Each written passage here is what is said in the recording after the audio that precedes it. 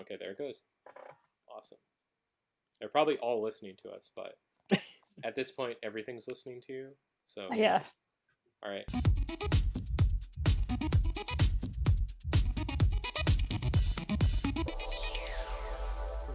Hey, listeners, how you doing this week? It's just me, Gina Versa. Nick is on vacation or gone. I don't know. I haven't heard from him. He hasn't texted me. He only said he wasn't available. So I have a lot of fill-in friends and friends of the show to join me on this episode. So this will be cool. So first on my right here is my friend Noah. Noah, how are you?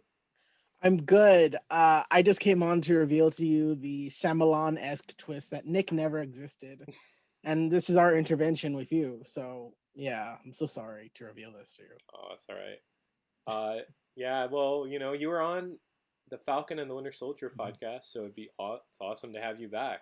Yeah, Yes, thank you. I can't believe you've put up with me for a second time. This is Oh no, yeah. See, insane. you were such a hit the first time, and it's also cool to just have you on because you listen to the show, and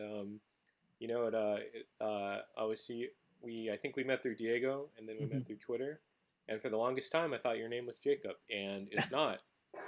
It's not. It's just it's a falsity. But to any fans listening to this, I also listen to their stuff. So just keep listening and retweeting, and eventually you'll be brought on. And that's what happened to me. So Gotcha. Just keep listening. So there you go. Yeah, just keep listening. You too can join us. And thank you, Noah, for joining me. To the right of Noah is my friend Summer. How are you? Hey, I'm good. Just avoiding COVID like the plague, which makes sense. So just gonna keep being safe. Yeah. As should everyone else, despite the mask order. Right. Yeah, that's confusing. Very confusing. Yeah, that's yeah, I don't know about that. Oh man, I'm just gonna keep wearing mine. I'm afraid that if I don't wear mine, people are gonna mistake me for someone I don't want to be mistaken for. Oh, so I guess I'm just gonna try to keep wearing it as much as I possibly can. Yeah, don't want to be like a Karen or something.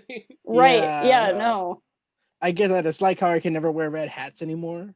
You know what I mean? Like I understand what you mean. Like you can't do that, or else people are just gonna assume. Yeah, What's that? What is the hat thing? MAGA. MAGA. Okay. Yeah. Red hats are dead. Red hats are like Charlie Chaplin mustaches. Yeah, it's just been ruined. Happen again. Just avoid. Yeah, just red hats and Charlie Chaplin. Or Charlie Chaplin. Added to a list of things you just can't do. But yeah, it's great to have you guys on, and this will be a fun episode. But we always like to ask people, just how are you doing? Introduce yourself a little bit. Summer, this is your first podcast, so just tell us a little about yourself. Yeah. Well, I am a writer comedian. I specialize in a lot of imitation and emulation, so I can pretty much get on board with specific creators and writers and understand their style and sort of emulate their writing and sometimes their performances, and that's kind of my specialty. So I like doing a lot of Flight of the Conchords. I like Taika Waititi a lot, Quentin Tarantino. Those are sort of my special arenas. Nice. I think I was texting you about Taika, so I'm also a big Taika fan. But he's gonna do Thor: Love and Thunder, which seems pretty exciting. Yeah, they're releasing a lot of like behind the scenes stuff now, which is finally cool to be seeing after like a year of nothing, essentially. Yeah, no movies or anything. Yeah, just surviving. It's like the end of Mad Max, where they found the green place after being in the desert. I have not seen Mad Max. I'm so sorry to say. No. I'm just like throwing random references. It'll be added to my list. Yeah. Of like the 5,000 things. The thing is, though, is that it's more like Fury Road, where when we get there, it turns out it was all just a story, and all that's out there is desert, and we all just have to live in this internal torment. So, well, we're in a simulation, so I guess it's more fun when we think that we're in whatever we're in. Yeah, exactly. I don't actually believe we're in a simulation. No, it's okay. Put that out there. Just Elon Musk just says that just for shits and giggles. Oh God. That was that was the worst SNL if anyone saw that. That makes me cringe. I avoided that like the plague. Call Yeah, back that was to the summer. Yeah. That No, was thank you. Yeah, Same. I don't know. I don't know if I don't want to get off topic on that, but just one word to describe that Ha- episode, if anyone ha- wants to say it. have you listened to the Waffle Press podcast before? To get off topic. Oh yeah, I This get is off topic all the constantly time. off topic. That's like the part of the part of the It's a experience. part of the appeal. Yeah, that's what people listen to this to. It's Mhm. just to get me sidetracked. But yeah, definitely not going to talk about SNL. It's not worth it. It's not, yeah, not even worth it. But you know what is worth? Oh, we're still talking about. Are we still doing introductions? What? Well, if you want to. I got confused. No, you're good. You're good. I was worried about the structure. I am Noah Garcia. I go by Jacob Knight on all social media platforms. I just to give you background so I can pretend to have some standing of what I'm talking about. I am a current CSU Long Beach student. I've written for nerdbot.com. I'm currently working on lots of different projects. I'm a photographer, writer, and a fan of the Waffle Press. Oh, thank you. So, Thank you for listening. It's of like course. PBS. Thank you to listeners like you. But no, it's good to have you on, man. Yeah. Thank you so much. Of course, yeah. So what we like to do at the top of the show, what is everyone reading? Any comic books, or it doesn't even need to be a comic. Comic book could be just like anything, sort of like pop culture related. If anyone wants to say. The only thing that I'm reading right now is the Comedy Bible by Judy Carter. So I'm really starting to try and move towards doing some stand-up, hopefully soon, once some more clubs open up. But not exactly. I mean, it's a comic book, but not in like your sense. Oh, okay. Yeah, it involves. It's a book for comics. Yeah, there you go. Yeah, it's You got it. It's like a catch-22. But no, it seems like a cool book. Is definitely gonna need more laughs right now. Yeah. I hope that I can provide some. Oh, thank you. Yeah, no, you're pretty funny. Yeah, always enjoy your Instagram. Thank you. But yeah. No, are you reading anything? Well, I'm very excited for this Tuesday. Joelle Jones' Wonder Girl comes out. There's a new member of the Wonder Woman family, Yara Flor. She's from Brazil. Very excited to read her book. I've been reading a lot of DC comics, a lot of Nightwing, Bat Family, a few things here and there. But aside from that reading, I've been just nothing extremely new or interesting. Just that's just what I've been looking at right now. Oh, okay. Question for you, because Yeah. I don't have the money to buy everything, but since you were more into the Bat books, what is going on with Damian Wayne, my favorite Robin? Oh my gosh. Is he not Okay. Robin or what? Because I'm old and I don't have time to read everything anymore. Okay. As if people aren't informed, the Bat family has always been huge. Batman is the worst loner ever, and his biological son has had a bit of an identity crisis. He's in his like shitty teenage My Chemical Romance phase. So while he has the R in his suit, he's kind of just doing his own thing right now. He's in like an anime-esque fighting tournament right now, which is going on in his own book. Okay. So he's kind of taking a break from the family and kind of doing his own thing right now. So it's pretty good. It's Peter J. Tomasi writing that one, he's and Patrick Gleason, I think. So they're teaming back up for that, I think. Oh, okay. But really, it's really fun. It's very cute. They're the team that did Batman and Robin, right?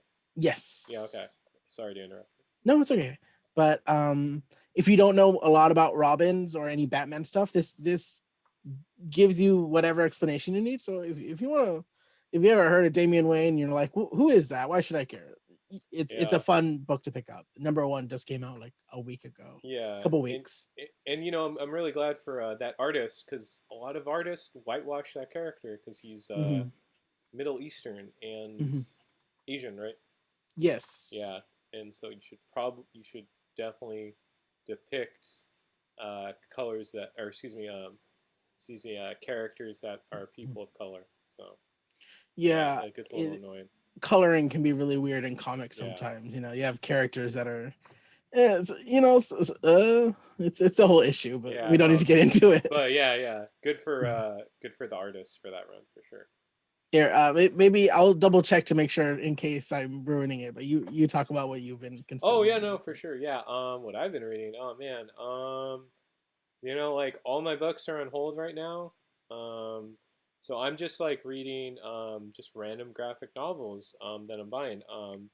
I read The Department of Truth, which is by James Tywin, which is really cool. I think like it's kind of getting really like picked up for some reason because it talks about like conspiracy theories, and it's basically like Men in Black, but they're hunting like conspiracy theorists, and they're like not like conspiracy theorists about like UFOs. They're like basically like QAnon people, because in the book it's where so like the power of belief, like if you believe in something, it becomes real, is basically what's happening. So like if enough people believe in it, they create like almost their own reality. So it's like flat Mhm. earthers.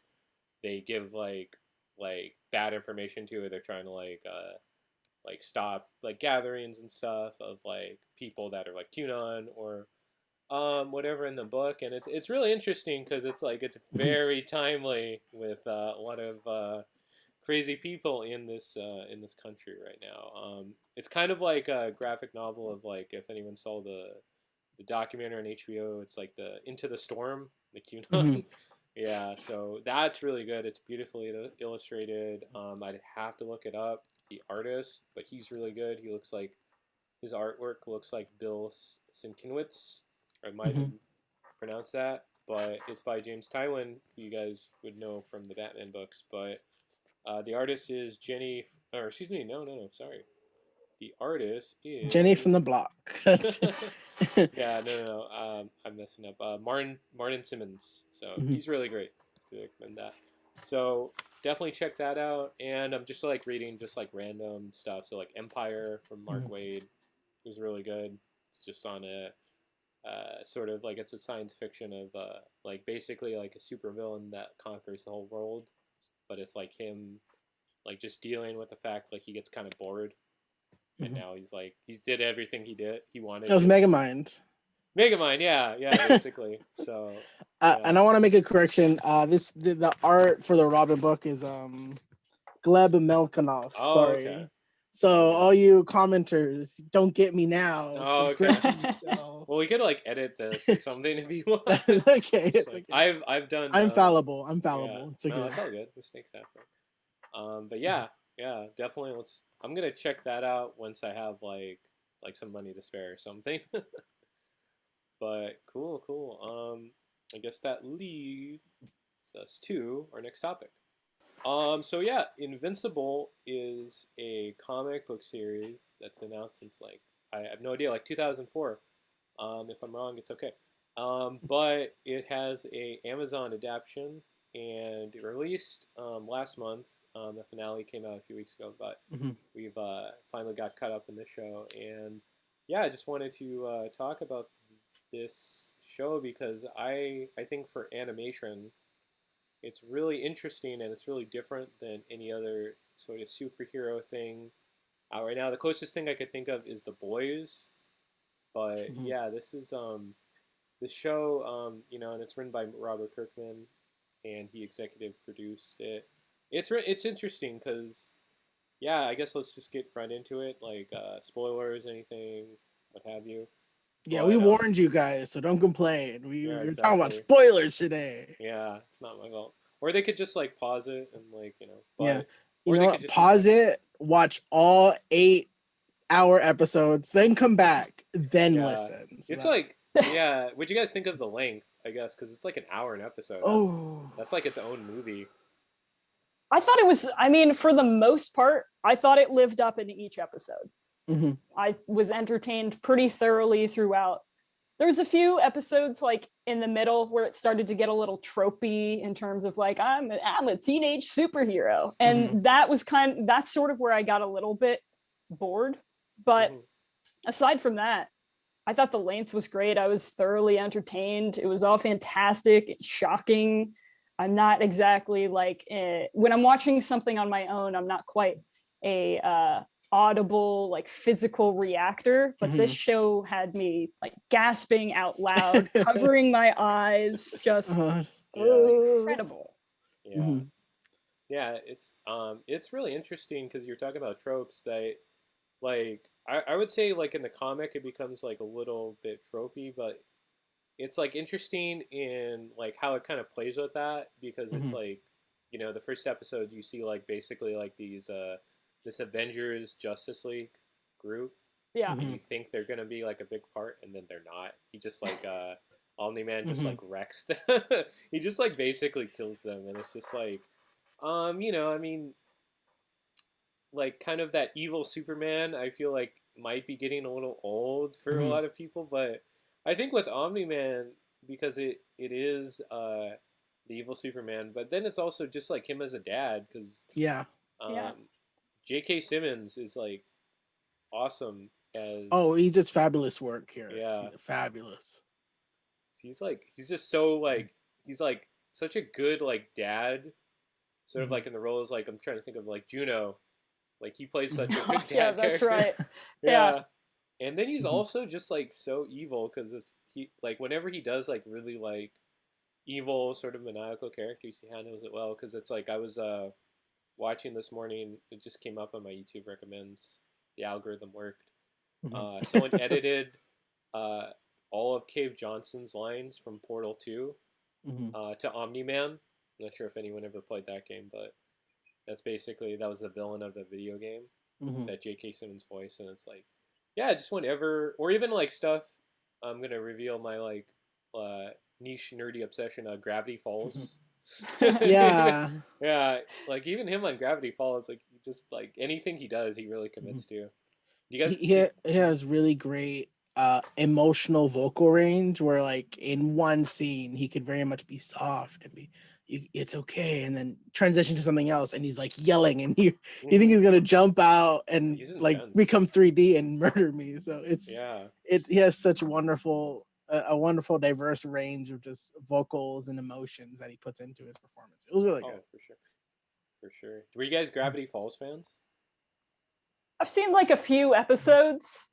Okay. But it was usually like a nighttime routine when I would just fall asleep. So I've probably seen like actually half of the episodes that I actually watched. Oh, okay. There's probably some I missed too, but I love that show. It's so it's a cute show. Yeah, it's cute. Yeah, we knew. We did know, but it's one of those cute shows that starts out cute and then just gets very much weirder as it goes along. So it's enjoyable, and I get what you mean. I'm assuming you're relating like the grunkle, the great uncle to. Yeah, it's what is the brother's name? I forgot. It's like there's Stan, and then I forgot his J.K. Simmons character. But yeah, J.K. Simmons voices someone there, and that's definitely. So and I guess he'll we'll see him as Jameson, I guess, in the new Spider-Man. Oh yeah, that's right. Yeah, hooray! Yeah, even though they made, I'm sorry, they made Jameson basically Alex Jones at the end of Far From Home, which is not a good look, Marvel, to have Jameson be that, but you know what? They're gonna have one scene of him looking sad, and then they're gonna be like, "Oh, okay, so he's a good guy. Never mind." Yeah, well, he'll be fine. That I'm sorry, it's off topic, but like that after credit scene, like I could have been okay with Far From Home, but it was like a monkey's paw, where as soon as the Jameson cameo happened, because I think something leaked that I saw J.K. Simmons was in it, but like the way they used him, like, oh no, that was like the only J.K. Simmons role. I'm like, no, that's not good. But yeah, he's great. I was also gonna say Stephen Ewan is definitely. Yeah. I think as Invincible Mark Grayson, he really like carries the show. You really feel for him. He plays like this role very well, and in terms of like performance and voice work, because I don't believe he did any before. He does a really good job. Yeah, honestly, I haven't seen a whole lot with him in it aside from like The Walking Dead. Yeah. But I would have been convinced that he had started off with voice acting based off of how he did in Invincible. He was that good, honestly. Yeah, no, definitely. Like, yeah, it's been his year because he's like nominated for an Academy Award. Oh, that's Um, right. Yeah. yeah, I still haven't seen Minari, but I've been meaning to, so I'll Have see it. have those happened yet? The Academy Awards, have those Yeah, happened yet this year? yeah, Okay. If they yeah. did, I didn't hear about it. So it's okay. You didn't need to watch it because there's a lot of disappointment. Yeah, I feel like a Yeah, lot of those shows are dying out. You know what I mean? Yeah, I just don't. I think it would have made more sense if they didn't have them this year. If maybe they were like, you know what, let's delay it. You guys will all still be nominated, but let's wait until next year until we yeah, have more movies. yeah. Or like not being in a pandemic. Yeah. That'd be nice, but because What? yeah, it was just like they were like, oh, like they had a bunch of people at the Academy Awards, and then they were like, Mm. oh, we're good because we're all tested, and it was like, oh, okay, like I don't know if you guys are vaccinated, but like that's not because they're like, oh yeah, this is how we do it in productions. That's not how it works. They don't take off their masks like you guys are doing. But yeah, but Invincible, yeah, it's Yeah, back to Invincible. yeah, yeah, But I just want to speak real quick about the whole trope thing. oh I yeah, think sure. I think you and we've read the comics, right? Yes. Yeah. Okay. Summer, Yeah. have you had the chance to read I've them? not read the comics, no. But I think what this show does that's similar to the comics is that they're very much aware of the comic book tropes, like the alien or like the teen superhero. And what I feel the comics have done, as well as the show, what they've been able to execute is that they take those tropes and they make them interesting due to the characters and how said characters react in those tropes. You know what I mean? So it's the montage of training and learning. Any show could do that. Any superhero show. But how Mark Grayson reacts and how he perseveres and how he experiences what makes it interesting. So the entire show, if they keep following along the comics, there's going to be so many tropes. You're going to see all of them. You're going to see death, marriage, you see everything you'd Yeah. ever expect in comics. But because they're told through this lens of Invincible and you get to see the characters and how they interact with these stories, that's what makes it interesting. Hmm. So Yeah. so I think that's what really works about the show, I aside think from just being there's a regular show, you know. right. And I would agree with you. I think there's definitely some mirroring between like taking the tropes and putting a spin on it and also Mhm. like taking some characters that already exist like uh Aquaman and how now Yeah. he's fish He's guy a or fish. He's whatever. just a fish. It's like Yeah. it's almost like it's very similar in that mirroring of how, hey, we're gonna put a spin on this. Mhm. Sort of like parody, spoofing, but not quite as dramatic. Little Yeah. venture bro-y kind of, you Yeah. I know. was gonna say if you guys watch Venture Brothers, they have like an Aquaman parody who's Yeah. also a fish. So it's like I guess Okay. like that's like the go-to like Aquaman like Mhm. uh beef is like just make him a fish. But Which Aquaman's cool. I I know like it's so Aquaman. funny because DC No worked one. so hard to make Aquaman cool with Jason Yeah. Momoa, and now we're never gonna think he's cool. You know, like I everyone's know. gonna parody him as a fish. It's never gonna work. Yeah. I'm Poor sorry, Aquaman. DC. Oh well. Noah, did you finish the whole comic? Because I believe it's like 120 issues, right? Yeah, the comic jumped on my own radar about maybe 2 years ago, but as I heard the show was coming out, I said, "Oh, well, I better finish the whole thing." So I tried to binge it as much as I could. I did finish it, and Okay. kind of just to reflect what Summer said earlier, I feel like throughout the comics there are times where it kind of lulls down, and Yeah. it does kind of seem a little not stagnant, but rather than the characters organically going somewhere, he introduces a situation and see how and kind of has them deal with it. Yeah, it's almost like Which does it feel like Mhm. filler like in Yeah, anime? there have been some filler arcs, but you Okay. know, I think Kirkman does a good job of eventually tying it back somehow. Yeah. So I think the comic was interesting. What do you think, Gene? I think I forgot which because I read the omnibuses. Mm-hmm. Oh, And those big fat books. yeah, like a friend Right. lent that to Mm-hmm. me, so I probably got like to the third or fourth. But I know what the ending is and everything, so I kind of looked ahead. But I Mm-hmm. haven't read to that point. I think everything I've read though is like great. Mm-hmm. Because I think the adaptation of this is a little bit better than the comic because I feel Yeah. like some of the characterizations. Like you guys like Robot and everything. Oh yeah, I Yeah. liked Robot. Yeah, Robot's like I love that character. He's like one of the best things because it's like they give like Robot more depth. Like they flesh him out a Mhm. little bit because I don't think in the comic they went too much into like how much he longs to be Like a person. like a person, right? Yeah. I think in the 7th episode, they have like a whole conversation of how like messed up it is that he's like, wait, you stole my DNA, and like a whole thing. Yeah. I think in the comics it's like 2 panels they talk about it, and that's it. Yeah. So this series has the benefit of having the perspective of all the comics being out, so they can be like, okay, let's expand on this, let's shorten Yeah. this, you know. And what's his name is like Rexplode. I'm gonna Yeah. mess up his name. Do you guys like that? He's a I ha- comedian, actor. He's on like Big Oh. Mouth. Yeah. I had to ask my Jason roommate. Mantzoukas. Yeah. Yeah. He's great. I at least in this, I could not stand him. I mean, I think that was intentional, but Yeah. every Yeah. time he spoke, I was like, someone get him out of here, Yeah. please. He's just such a dick because it's like Yeah. I don't know if it's just like in voice acting or just like the roles he plays, but like because he's on that one show. It's called Close Enough.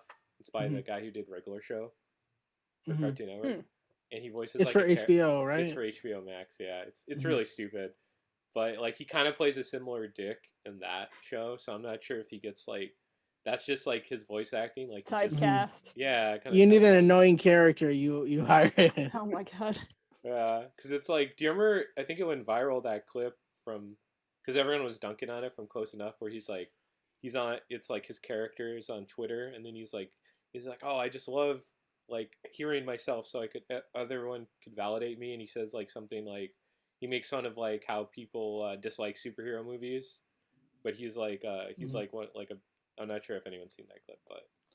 I think I know what you're talking about. It's Yeah, like he's on a cloud or something. Yeah, he's on a cloud, and like everyone was dunking on it, like, oh yeah, it's like Close Enough. It's like defending corporate superheroes. Because he was just like, all superhero movies are bad, and then the characters are just like, well, actually, due to the cinematic universes, now directors have the creative power. And I'm like, what creative power? What are you talking about? You know, it was a whole thing. I thought it was just like, I don't know, it was just like a one-off, like dumb, like one-off gag.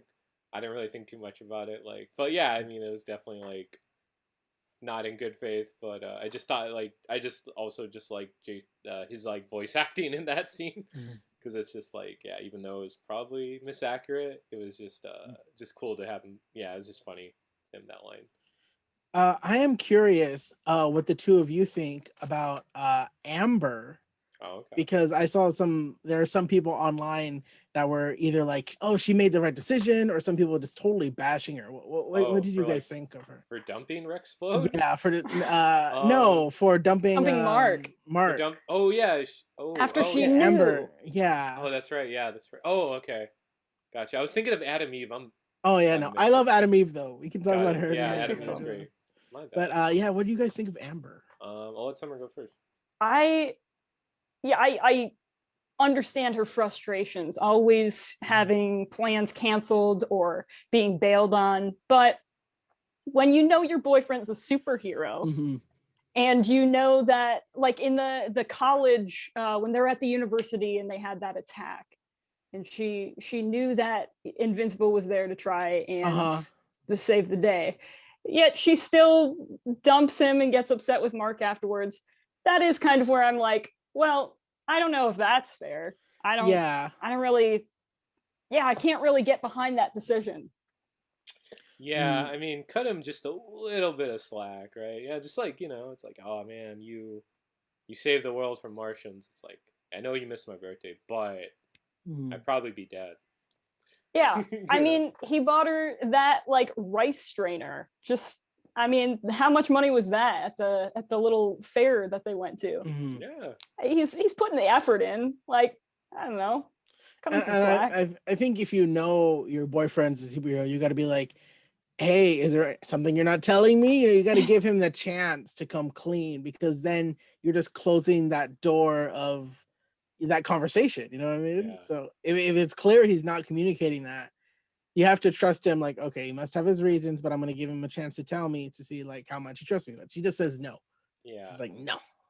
Yeah, it's gotta communicate in relationships. So That's for the tough. most part, Communication I'm is with her. key. Yeah, it is. Yes, It really is. Just it like is. it really is sad. Yeah, it's sadly.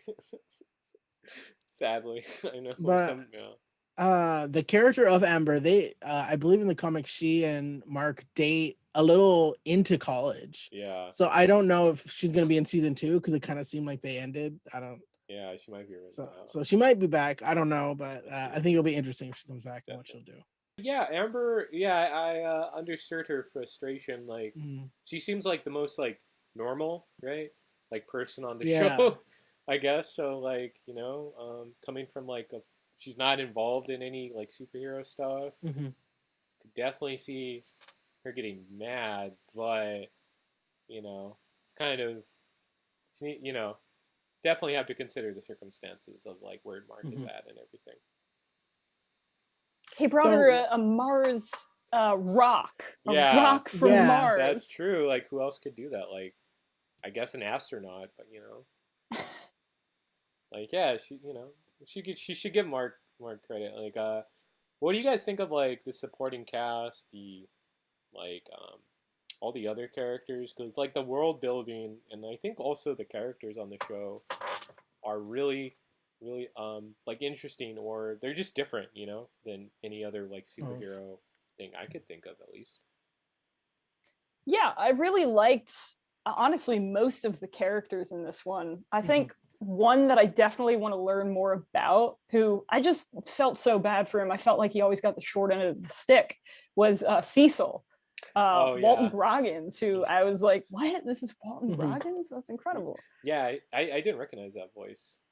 I didn't either. I had to like pause and saw his name come up, and I was like, "What? That's who that is?" But man, I felt so bad for him throughout the entire series. Everything that he was doing was like just for the best, and everyone's just hating on him.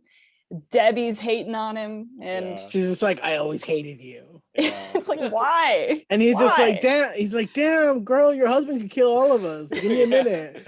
Yeah. I mean, he's a little like altruistic, I mean, he's not like total like Nick Fury, sort of like, or like Batman even, where he has. Well, no, he's kind of like Batman, I guess, where Batman has like a lot of plans to take people down if they go rogue. But I mean, he was trying to do like the best. I mean, he wasn't gonna like just like flat out like try to like kill anyone without reason. So I like Cecil a lot. Yeah.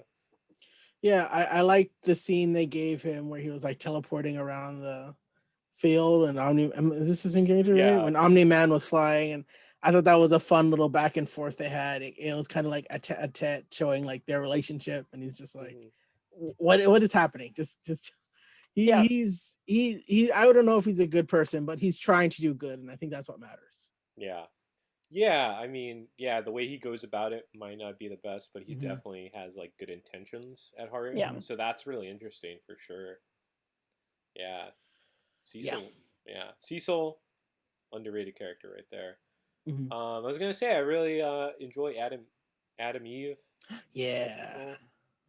Yeah, in the comics. Well, don't want to spoil too much, but yeah, she's a big comic character, so it's interesting because it's what's her name from Community, right?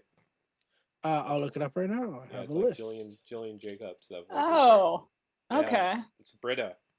Yeah, man, everyone's Yeah, in there's a lot this. of. They have a very good cast. Like this is God, friggin' like he brings back all the Walking Dead people to be killed as the Justice League knockoff Yeah. characters. Oh, really? Whoa. Yeah. Okay, I gotta you know look what? more into this. I Just look up appreciate it IMDb. though that they had their moment to shine, because Mhm. I believe in the comics.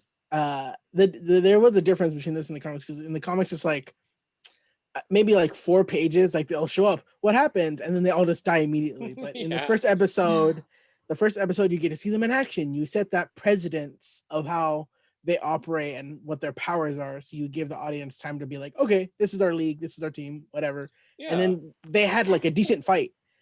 They had like a decent fight at the end. I think if they had a bit more, if they weren't as caught off guard, if they weren't caught off guard like they were, I think they would have had a chance maybe of beating Omni-Man. But in the comics, they just get immediately killed. So I appreciate that they had somewhat of an equal footing. Yeah, the fight. it's not. It was a good fight. one-sided. It was a good fight, I think, Yeah, in the first that episode. that fight, and I guess we'll get into like more of like the show's like brutality. But that was a really brutal fight. That was like hard to watch. He just like wrecks them. Mm-hmm. It's like, Yeah, they got completely Mm-hmm. slaughtered. And like I think a part of the reason why like they were so, I mean, it was a good fight, but they were pretty torn up. they're pretty outmatched. Yeah, and I think it was because they were like seeing their own like colleagues being murdered in front of them, and they were having like these emotional reactions and getting all caught up in that. But yeah, that was oh my god. yeah, and also because I guess we'll go into the finale for a second, because that was like one of the things where I guess the friends of Omni-Man think like he's like mind controlled, or Oh yeah, they're just like, so, what's happening? Yeah, some sort of like superhero sort of like trope of like whenever the hero gets like brainwashed or whatever. And like for those seven, they were probably like thinking like they trust Omni-Man. Like Omni-Man is basically like Superman in this world. He was like a beloved sort of figure, you know. So I don't blame them. And I know. Yeah, I know halfway through the fight, they're just like, okay, we just gotta, we can't, but it was too late. By the time it was, they were willing to go all out, it was too late. Yeah, when they killed the Aquaman fish character, it's like no. It's like, then they're like, all right, kid gloves are off. It's like Aquaman's dead. Yeah. But I guess go right into the finale. What did you guys think? Because that was really brutal. Like in the comics, like it's like, you know, that's like a big issue. I remember that, you know, that caught everyone by surprise when that issue came around, because I remember like it was in magazines and stuff.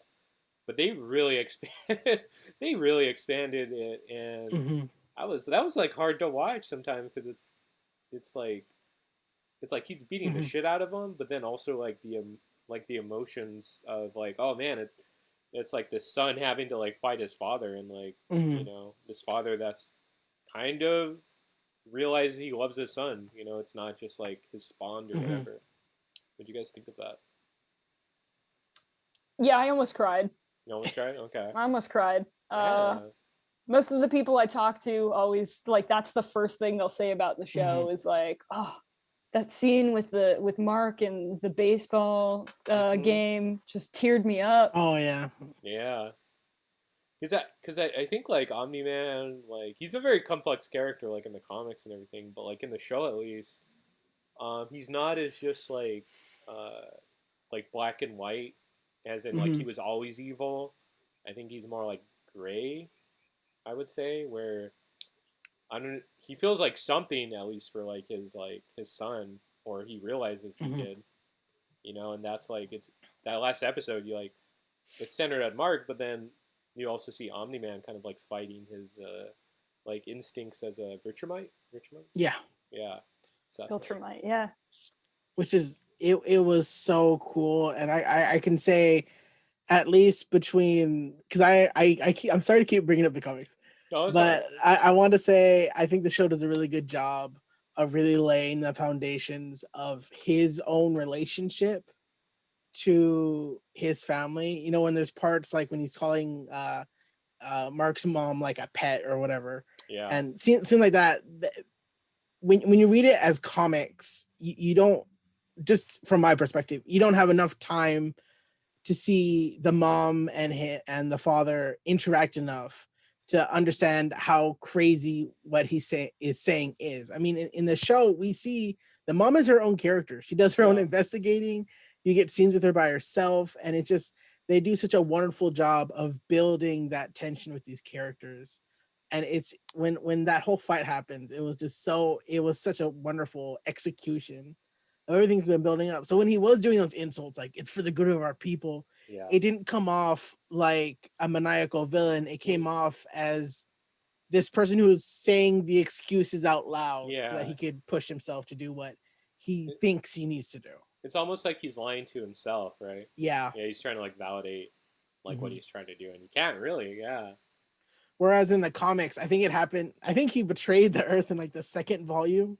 Something like so that, yeah. It comes off a bit drier, if that makes sense, you know. But in the show, it's just so much emotion.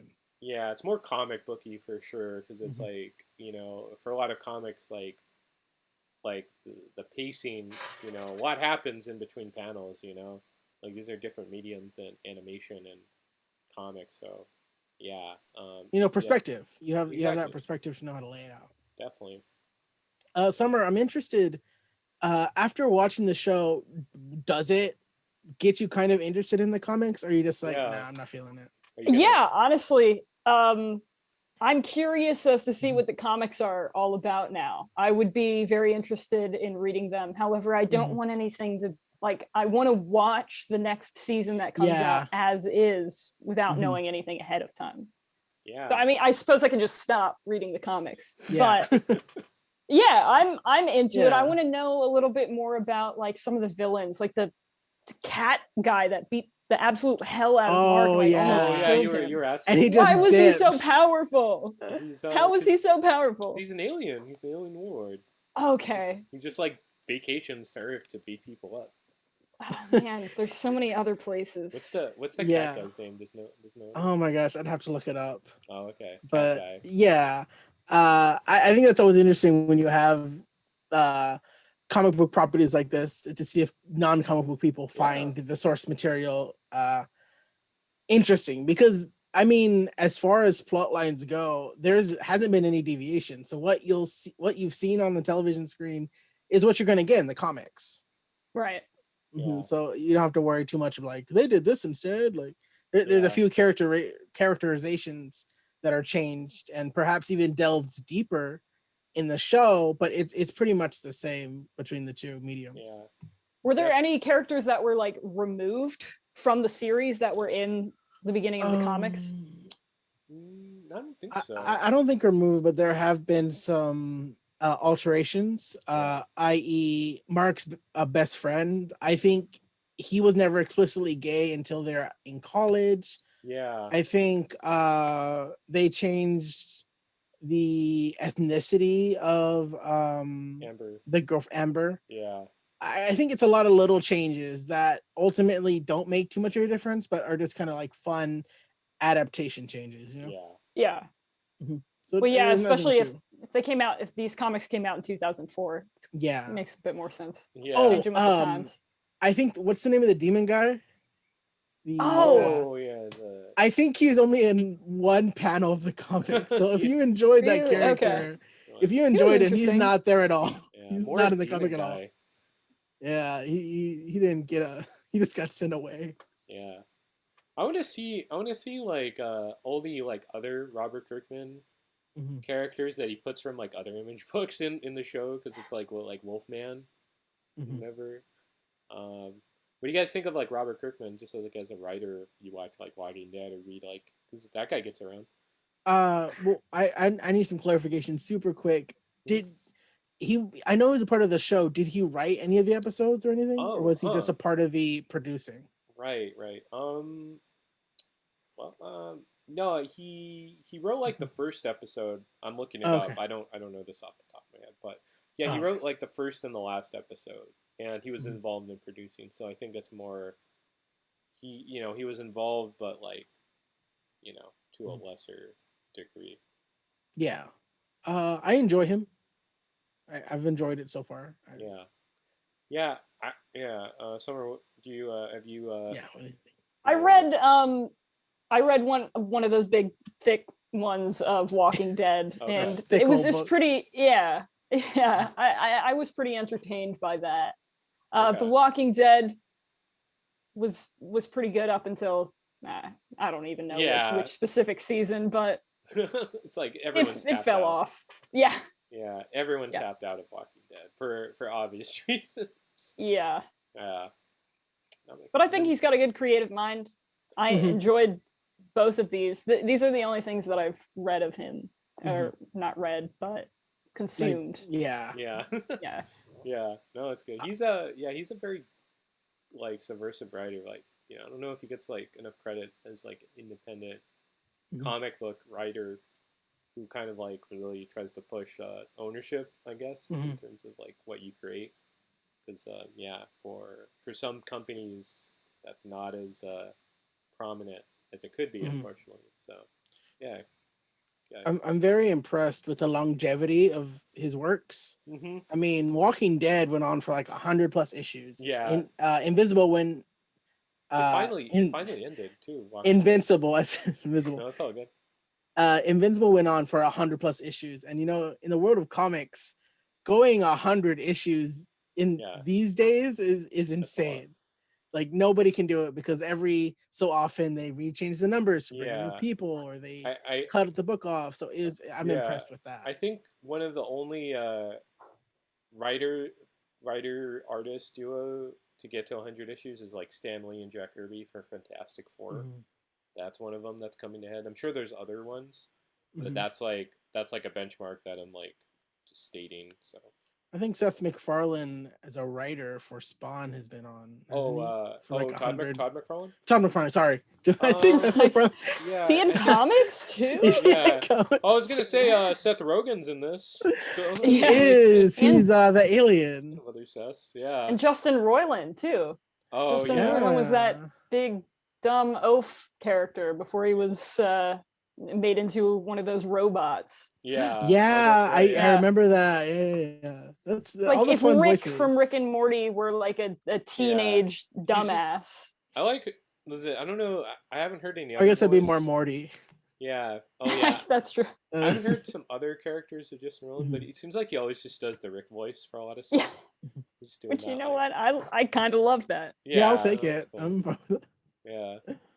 But yeah, no, this yeah, the comic just goes on and on, but it's definitely Mhm. worth checking out. So yeah, I'd recommend it. I know. I guess I'll finish it eventually.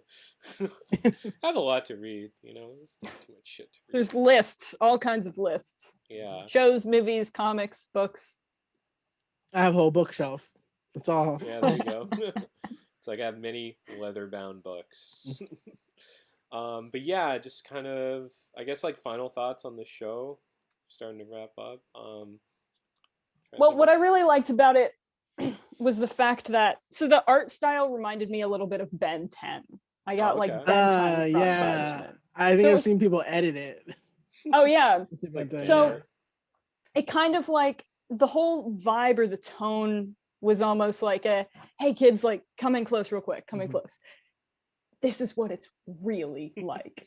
And it's just like kind of mind-blowing because you have like this sort of like nostalgic feel for the art style at least.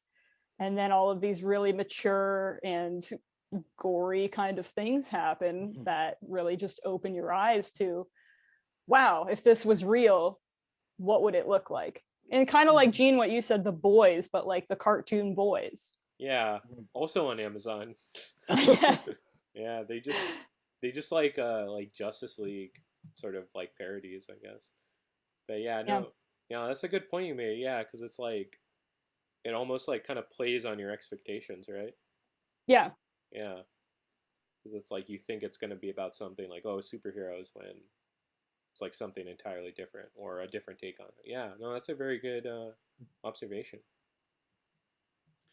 I think I appreciate this show because it really does a fantastic job of giving me these characters and seeing how they react to certain comic book tropes. And I feel like everyone's tired. Not everyone, but there are a lot of people that are kind of feeling the disenchantment with comic book heroes and properties.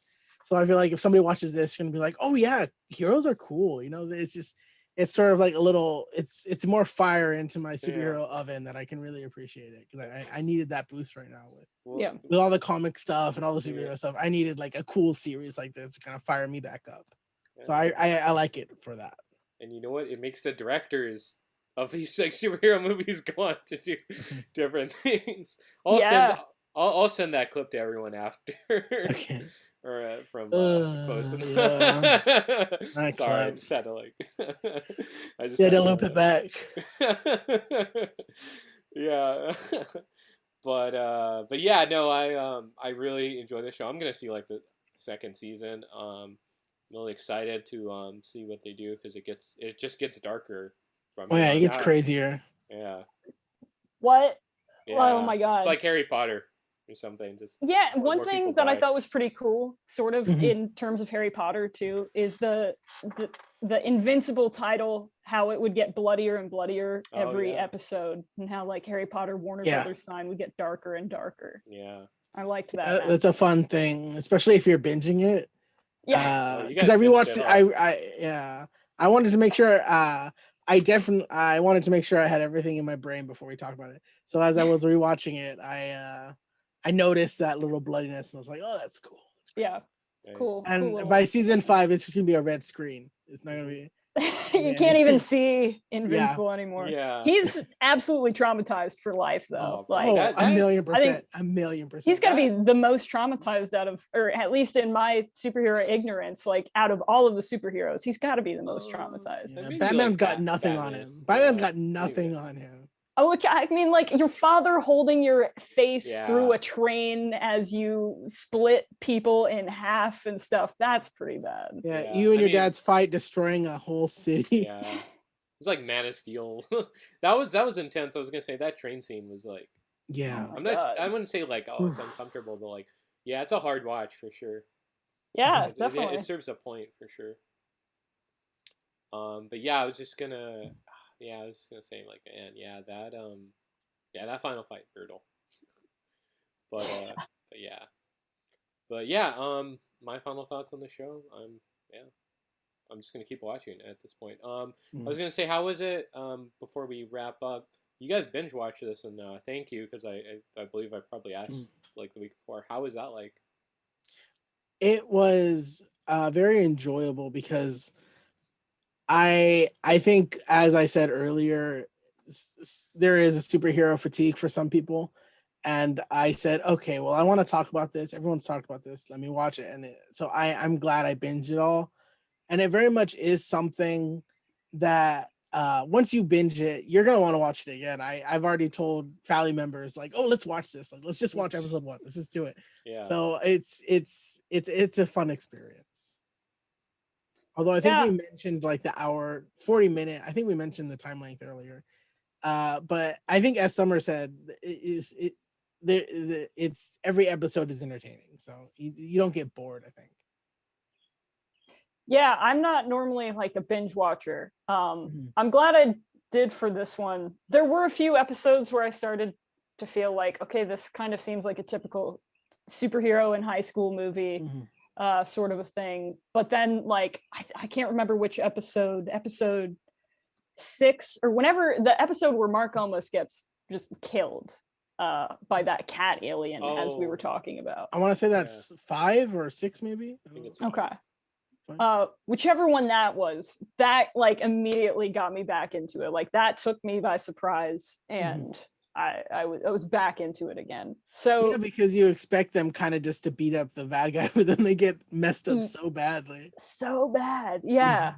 And so I think like if I had not binged it, the moment I had gotten a little bit bored, I would have probably stopped watching for a while.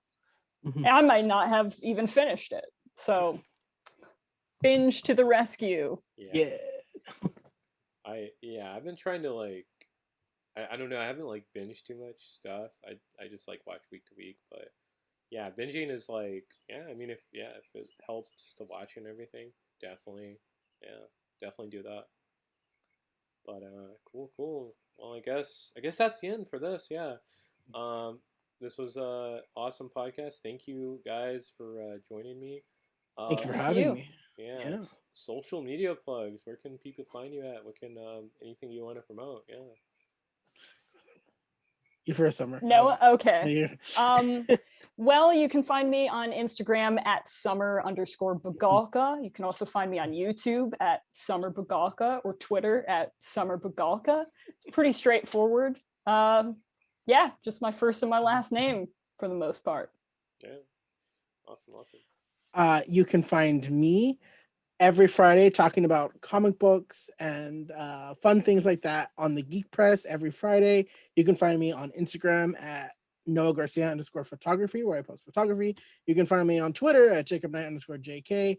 And every Sunday I post another article about comic books at Panels and Pages at WordPress. So all those things you can find me at. Nice. You could find me on Instagram, G9892. You could see my dumb tweets at Twitter at G9892. And you could follow the Waffle Press at the Waffle Press podcast on Instagram and on Twitter at the Waffle Press. We're on iTunes, Spotify, YouTube, and SoundCloud. Please like, share, subscribe. You could find something you do like, or something you don't, but subscribe anyway. Thanks for listening. Thanks for watching. We've been